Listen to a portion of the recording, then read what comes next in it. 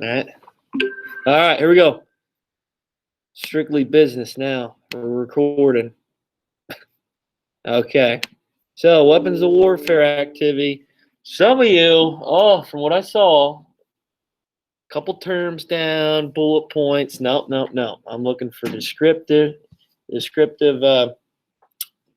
don't have to really put sentences down, but I want a lot of information there. I don't want just 2 bullet points and no, that's it. 2 words, we're done. Now, you have an explanation there. You need to be detailed with your responses. Okay. Citation, same thing. MLA citation. If you just put the link in, I'm cracking down. Right. I was descriptive with my instructions on Friday. I remember. You know why? Because I watched the video again to make sure I went over those directions. Many of you don't even watch the video. So there you go. There you go. I will go and grade those pretty harshly with an iron fist, right? Iron fist from Marvel. So I'll look through those again. Also, if you check the stream, all right, I put a comment out. Some of the bell ringers, not everybody in here. I think we're all right in here. But for those people at home, oh boy, they got the iron fist too. Their grades for the bell ringers.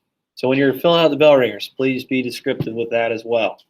Okay, that's supposed to help you out. It's supposed to be a study tool. So if you just put a few words down or don't even write the question, well, when it comes to a quiz or a test, then you're not going to be prepared. So it's supposed to help you. All right, V2 rockets. What do we have? What are V2 rockets? Oh boy. What does Hitler now have? Holy cow. What are V2 rockets? Jeffrey, what do you have? The V2 rocket was the world's first long-range ballistic missile. Okay, yeah, good job. So these missiles, these rockets, first being implemented here in World War II towards like the mid-range, towards the end. Yeah, okay. So what is the significance, the benefit of these rockets? What do we think? Jeffrey, you want to add to it? You can hit an enemy target at a long-range distance without being super close to them, so they can spot you. Okay, all right, yeah. So we're really not risking any soldiers or, I guess you could say casualties with this, unless the rocket just falls over, there's a malfunction. Oh, no, I'm just kidding. But yeah, other than that, you're not like having an invade or anything. You're not having the, I guess, say the issues with maybe bombing runs, okay, where the plane's getting shot down. So you can target the enemy at a long distance. Okay, obviously when they first were being created, it was more short distance, but towards the middle, towards the end of war, they could fly across the English Channel and destroy many large cities and areas in England. All right, so we obviously know who created this. Who created it then? Who was it used by mostly in World War II? Troy? Sure. Yeah, Germany. Yeah, good job. Okay. So unfortunately, it's going to get bombarded even more by these V2 rockets now. Holy cow. Look out. Look out. All right, so citation, I'll check those out whenever I go through. Aircraft carrier. Okay, aircraft carrier. What do we have here? Serene, what do you got, buddy?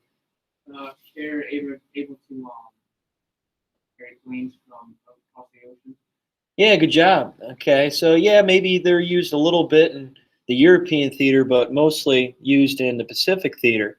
Okay, we'll talk about it here soon. I know we didn't get to mention it yet, but in the Pacific theater, a lot of the fighting is in the air. A lot of the fighting's out in the water. Okay, so for America especially, they had to adapt to 2 totally different environments of fighting. It's kind of amazing how they did it in such a short period of time. Right? And that's kind of something we can pound our chest on for sure. So these aircraft carriers, they have the ability to launch planes off it. It's like a military base out in the water. How cool is that? And like I said, mostly used out in the Pacific. Okay. And I guess we could say they're developed by who? Who do you have here developed by? Who like you really utilize this first? Corey, who do you think, man? I have Japan. Yeah, Japan. Good job. So Japan's going to use this especially. We all know that they're an island. Okay. Japan, which we're going to get to more when we get to the Pacific theater, they need to try to expand their imperialistic empire. They need to get resources, raw materials. So these aircraft carriers are going to be utilized to use their air force out in the open waters to bomb many of these islands and try to expand their dominance out in the Pacific against the U.S. especially. All right, good job. Radar. Kiara, what do you got for radar? You didn't finish this. Oh, that's probably why you said your weekend could have been better, right? If you would have had this done, you would have had a clear mind. Yeah, yeah, okay. So what do we have for radar? Go ahead, Gracie. Radar can pick up an incoming enemy aircraft at a range of 80 miles and play a crucible battle by giving air defenses early warning of German attack. All right, good job. Good job. So Great Britain used this heavily, especially with all these bombing runs, like we talked about already with the Blitz in 1940 when Hitler took over France. His next target was Great Britain.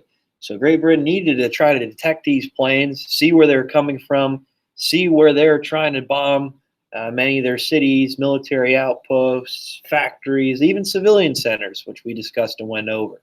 So radar used heavily by Great Britain. Good job. And its significance, you can detect bombing runs. You can see these planes coming from how far, Gracie? 80 miles. Holy cow. Yeah, we can really be prepared for this. Okay, good. Good.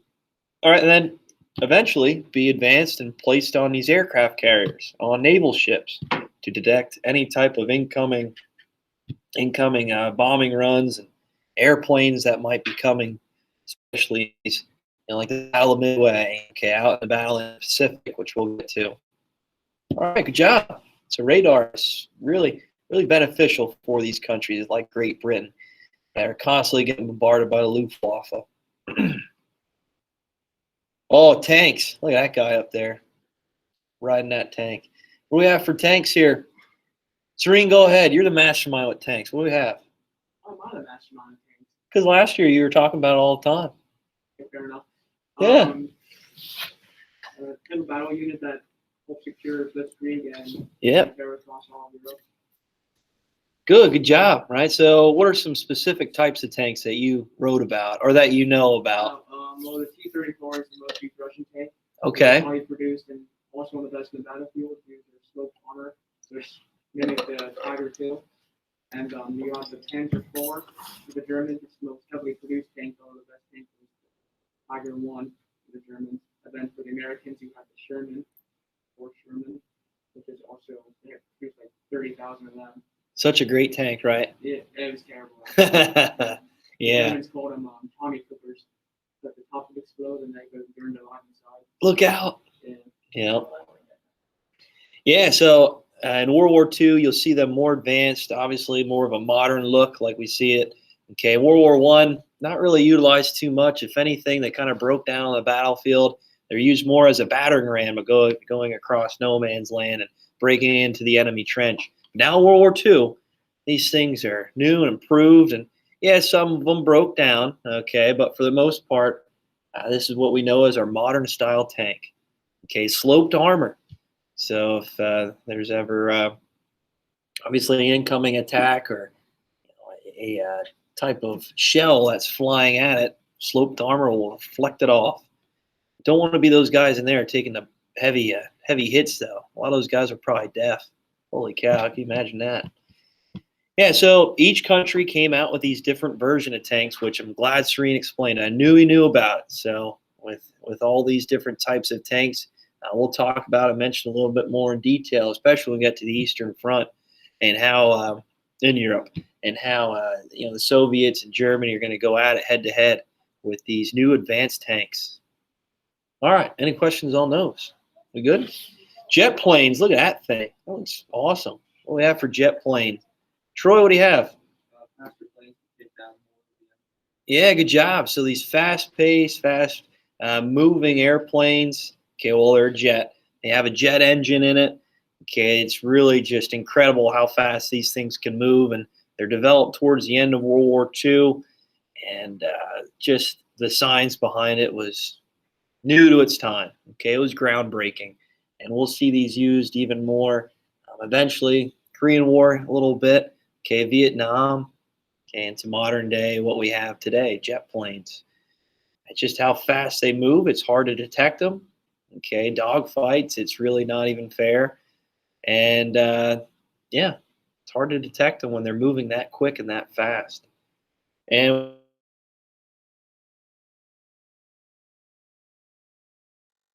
262. The Messerschmitt, right? So that the whole word of it, the name of it. Good. All right, so the Germans did develop it. They came up with it towards the end of the war, and it was too little, too late for them. Yeah, they had this new advanced airplane, this jet plane, but it was too little, too late. Still looks really cool, though. All right, flamethrowers. Flamethrowers, what do you got for me? Were first used during trench warfare conditions of World War I, and their use greatly increased in World War II. They were primarily used against battlefield fortification bunkers and other protected placements. Yeah, good job. So in World War I, trench warfare especially. I mean, flamethrowers have been around really since the beginning of warfare, it seems. But for the most part, they're really advanced now in World War I a little bit more. Okay, but they needed a crew to carry all the tanks, the whole hose, someone to aim the hose and kind of try to shoot that flame out into the trenches. But in World War II, they became more maneuverable. Right? They had packs on their backs, which I wouldn't want to carry them because if someone shot it, yikes, look out. But in World War II, they're used heavily, and especially with bunkers, okay, to try to push out these bunkers, okay, even in European theater, but mostly used out in Pacific theater and as island hopping invasions, you name it. Okay, a lot of it because of the growth, because of the types of different vegetation out in the Pacific Islands. Try to burn these things up, try to eliminate any type of traps that the Japanese have out, and to infiltrate those lands. Okay, the hiding spots, especially on these islands that were kind of new to many American troops.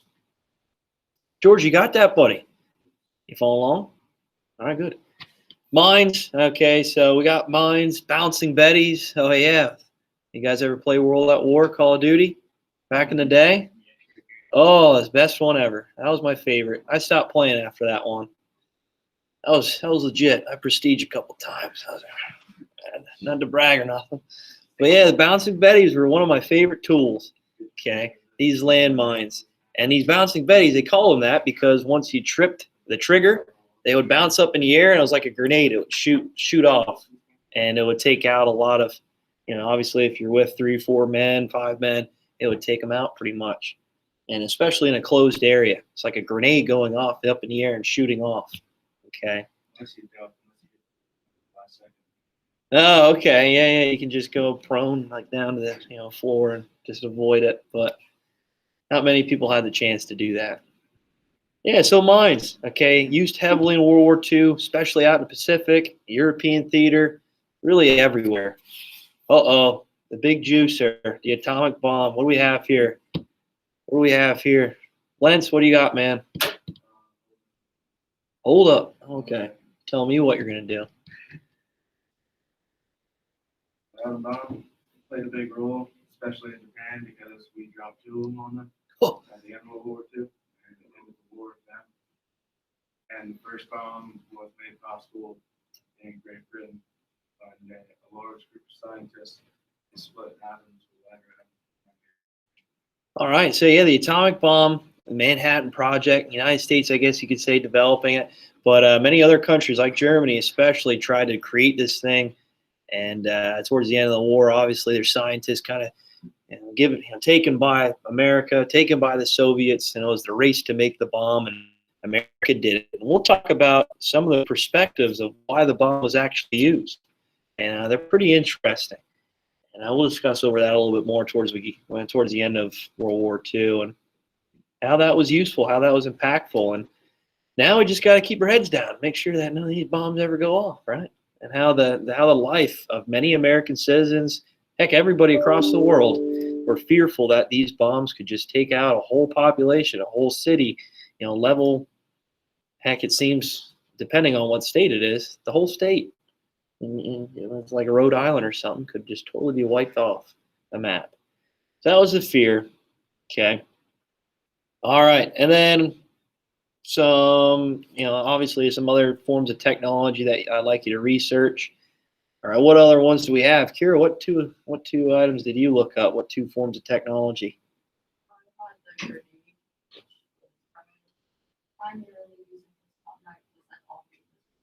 Okay, all right, good job. Yeah. So we have the noob tube, right? Just kidding. So put on the end of a gun, you can shoot the grenade off, especially like an M1 Garand or a rifle or anything like that. Okay, they had an adapter that you put the grenade on and it shoots off like into the enemy bunker or anything like that. Pretty neat. They also had the Germans have potato mashers. They had handles on because you can throw a little bit further if you had a handle on it, almost like throwing like a stick in a way. Okay, you can have more control of it. You can loft it a little bit further. But the United States made a grenade kind of in your hand to resemble a what? What was America's pastime? Baseball. Yeah, good job. Throw a baseball around pretty easily. And that's why they made it like that. Pretty cool. Interesting fact right there. Forney, what do you have? I have the bazooka. The bazooka. Look out. Um, You got bazookas up here, don't you? Huh? Want to mess with this, huh? Go ahead. it was developed primarily for attacking tanks and fortified positions as a short range. Yeah, good job. Good job. All right, so we'll talk about that more of tank warfare. Do you guys ever see the movie Fury? Yeah, with bazookas and what was the weapon used by the German, the young civilians, the children, when they go right up to the tank? It was pretty much like a suicide mission. They shoot it up in. Panzerfaust? Is that what it's called? Yeah, it was kind of like a handheld one. It would shoot it right up into the tank underneath its armor. What was it called then? Oh, the Americans had one too. It was like something with a B. I think it's like Louis or something. I'll have to check it out. Bandit Line, I think it's called. Yeah, they're pretty neat. Okay, especially with the tanks in World War II. Soldiers had to take out some of these tanks, and the best way to do it is like a rocket launcher, like a bazooka. Okay, to take these things out. What's that? In World War II, yeah, in Germany, they had some of the kids just kind of run up. It was just like an incendiary grenade kind of that would shoot off, like a rocket almost. And the kids would run up right to the tank and just try to shoot it up inside. And obviously, it has some kickback to it, so many of these children were killed by it. But wouldn't they just like want to do that? Because the kids were like, No, adults had to fight on the front lines. Kids would have to go out. Yep, they had no one left, so the kids had to go out and do it. they were the Hitler Youth. And the kids would come up all like, "Oh, hey, we're just friendly." Oh, turn your back on you. Don't do that. Stab you in the back. All right, so there you go. Obviously, you might have different forms of technology and weaponry that you researched. I thought that was a good activity, especially what we're getting into with World War II, to know some of the weapons and obviously some of the research. Many of you probably just kind of zoomed through it, didn't really care about it, but yeah, well, what can you do? What can you do? All right, so that being said, bell ringer for today. There we are. Towards the end of 1940, it was clear that Germany was a dominant threat in Europe. What must Great Britain do to get back into the fight? So we left off. Great Britain was stuck on their island. Oh no. It looks like Germany has them totally surrounded with U-boats, some of their navy as well, cutting off any type of resources coming into Great Britain. We all know that Great Britain had to imperialize areas all throughout the world to try to fuel their country, fuel their industries, and help feed their people. And now with this pretty much this blockade that Germany has on them, they're starving out. These people are getting bombarded by the Luftwaffe, the Blitz. Georgie, buddy, bell ringer. All right, yeah. Ain't sleeping in here, big dog.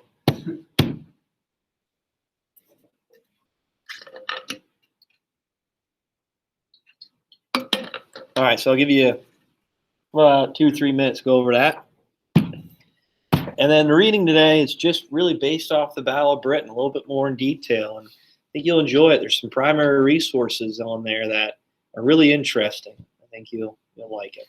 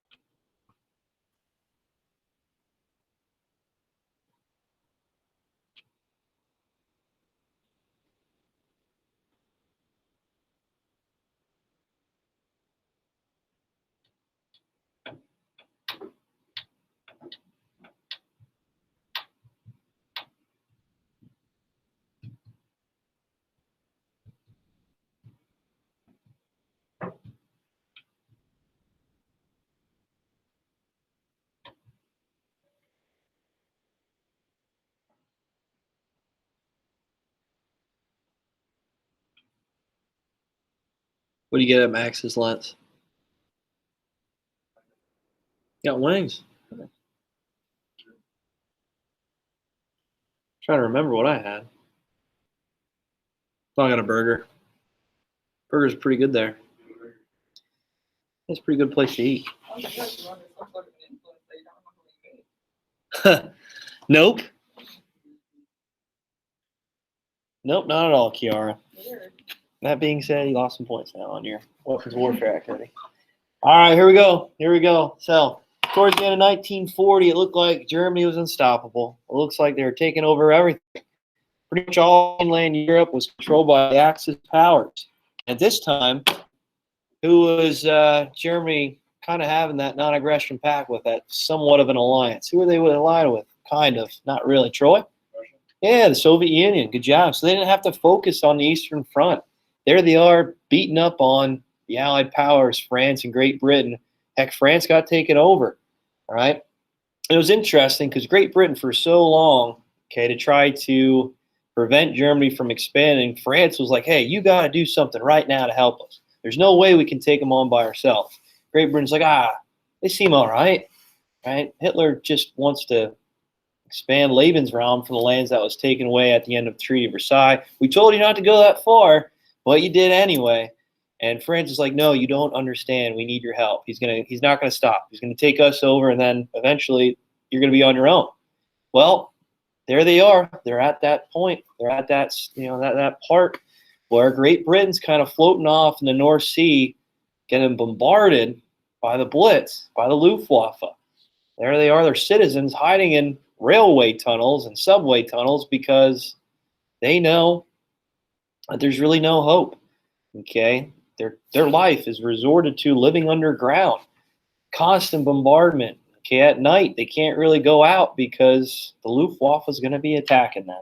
Even during the day a little bit, but everyday life was focused on resorting and digging these really bomb shelters in their yards. It was crazy time, crazy time. All right, so with that being said, how is Great Britain going to get back into this fight? What are they going to do? So they can't just hold on to hope. Okay, they can't just hold on to speeches given by Winston Churchill. That's great and all. Yeah, they can keep their morale a little bit, but they're not going to last if they're just kind of sitting on this island, right? So what are they going to have to do? What do you think? Gracie, do you have your hand up? No? I thought you went, oh. Well, what do you think? What did you write down? Industrialize their country and rebuild their air force. Okay, all right. So, yeah, the RAF really benefited and helped out a lot. Okay, that's really kind of pushed Germany to look towards a different route, look towards a different area to maybe conquer or take over, which we'll get to more on Wednesday. But what did they have to do? Good job. I'm glad you mentioned the RAF. That's great. Forney, what do you think, buddy? Ask for help from the U.S. Oh, yeah. Beg and plead for the U.S., right? So the United States, which we're going to talk about today, had their hands tied, right? They had their hands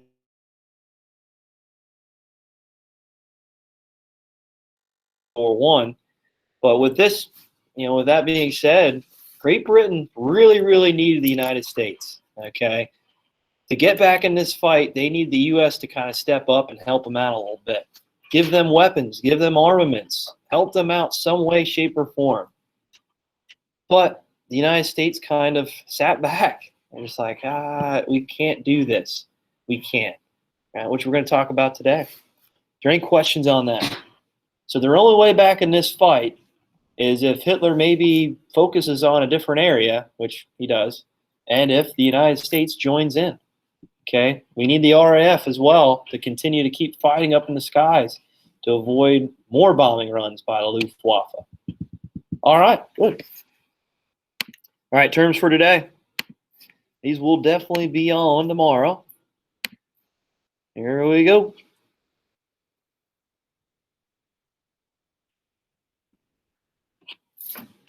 All right, so interventionalists, isolationists, Selective Service Act, and Neutrality Acts of 1930s. So there's a numerous amount of them.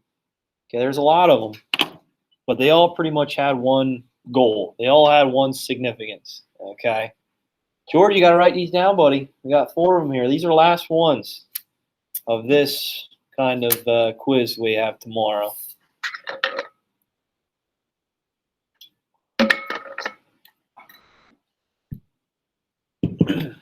Here we go. Give you, what, 2 minutes? That work? No. What do we need? The whole period? Nope. Nope. I want to show a video yet, which I think you guys will like. It's another part in a movie. What's up? Interventionalist. Really? Puppy doctor. This What's your position- favorite government intervention? Like what? Thank you, Gracie. Thank you. Yeah. I don't know what you're looking up. So like a vet? Oh. Well, obviously that's not it. You write that down on the quiz, that'll be something. And these people just love I will. veterinary science. Just so you get a good laugh out of it. You better not. So, I think it's supposed to be because I was supposed to be interventionist instead of interventionalist. oh yeah, interventionists. Okay. Oh, Oh, oh, that's okay. Interventionists? There. Oh, why do you feel so bad about I yourself was right gonna now? say something because it came out like underlined my notes. is it? Let me check, because I have my slide here saying. All right. Interventionalists. Yeah. Interventionalists. Definitely had that spelled right. I mean, not the word, but it's definitely a doctor. Let me check this out. Medical dictionary. Let me check this out here.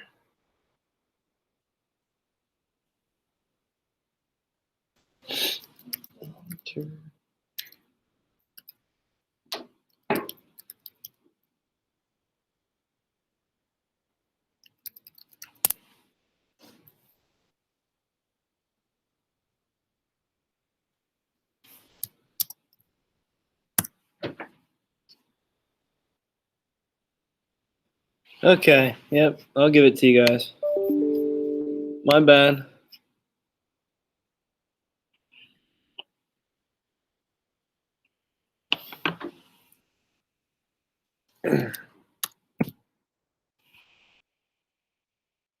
There we go.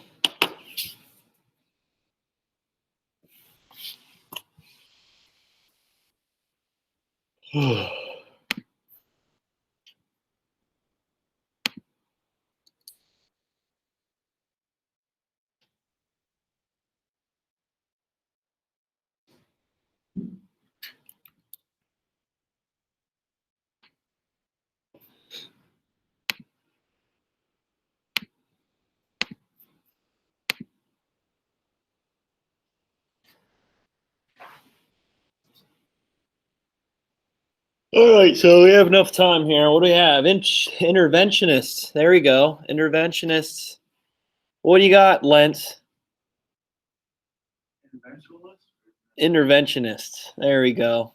Theory or practice of governmental interference and economic affairs at home and political affairs.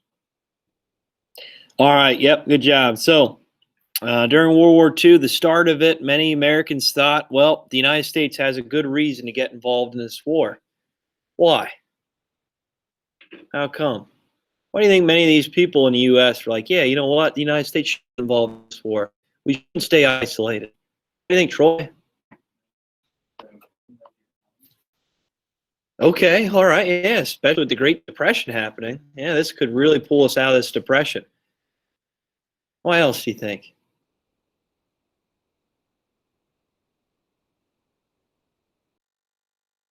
Who just got taken over that we just talked about? France, right? Yeah, so these democratic nations in Europe are all getting taken over by a totalitarian dictatorship, right? That can't be helpful for democracy and what the United States stands for with representative, obviously a republic that we have established. Okay, that can't be good. So as these democratic countries are being taken over by Nazi Germany, and then obviously the threat of communism with Stalin, which we all know what happens, what side we join on there, but it was something that was I guess you could say, a power in Europe that we need to try to stop. All right, so interventionists, they're for getting involved. Okay, these people are for getting involved in the war in Europe. All right, isolationists, we all know as what, Kiara?